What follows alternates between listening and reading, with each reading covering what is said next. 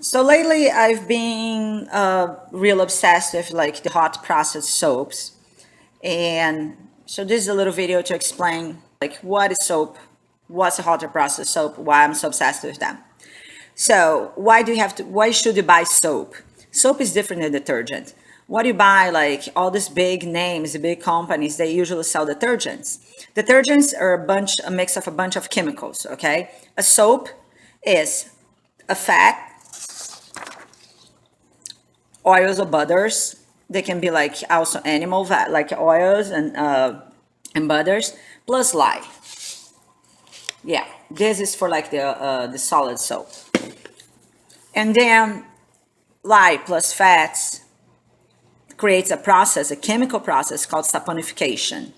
So both of them are changed.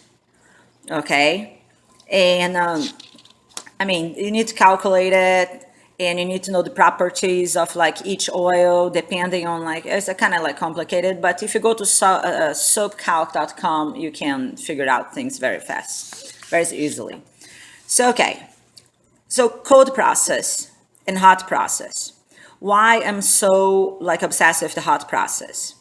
Cold process is like when you mix the lye and the fats, and you just mix them at the right temperature, and you mix until like they start saponification, and you put in the mold, and they finish saponification. The saponification process like takes like from 4 to 6 weeks, so you have to wait 4 to 6 weeks to use it, and it creates like a more like beautiful, like a little bit like smoother soap.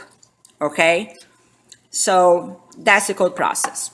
But lately, I've been talking to some people in Brazil who make like medicinal soaps, because a lot of like my products have amazing properties, cosmetic properties, and some medicinal properties, which we cannot really advertise.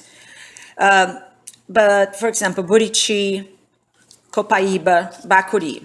So what happens with these amazing oils and butters that I sell? During the cold process, when you mix all the oils and butters with lye, a lot of the properties of this my products, they die during the saponification process. Yes, the quality is great, and like the fatty acids remain there.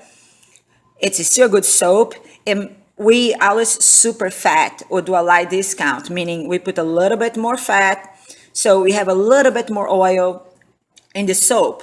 But we never know in the cold process, we never know which oil stayed behind without being saponified. I hope that's a word. Okay, so in the hot process, we cook the mix of lye and fats. We cook it. I do the crock pot, some people do the stove. We cook it until we force the saponification through heat. So at the end, the soap is totally saponified. So that little extra fat you add after the soap is ready, it stays there, doesn't go through saponification. So all the properties stay intact. And that's why I'm so much in love with hot process soap.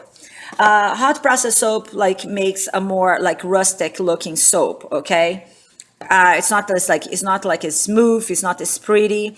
Mine, in the beginning, like I was having like the little like these are like the scrapes from the sides of like the crock pot. In the beginning it was a mistake, but now I like the little colors, I like the little bit of like a texture that it creates. So yes, it's not like a gorgeous soap, but I know that it offers, besides like all the amazing products that I use, it also offers that little bit of oil that's in there, offers its properties. So far I've done one of the Bacuri butter, Buriti, Copaíba, and Açaí.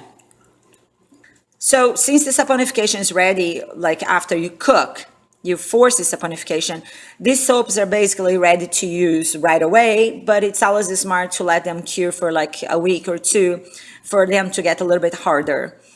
So yes, that's why I'm like obsessed with the like the hot process, because I love the fact that like some of my oils stay intact. They don't suffer through saponification, And so far, people have been responding very well. And of course, I have like my little sloth.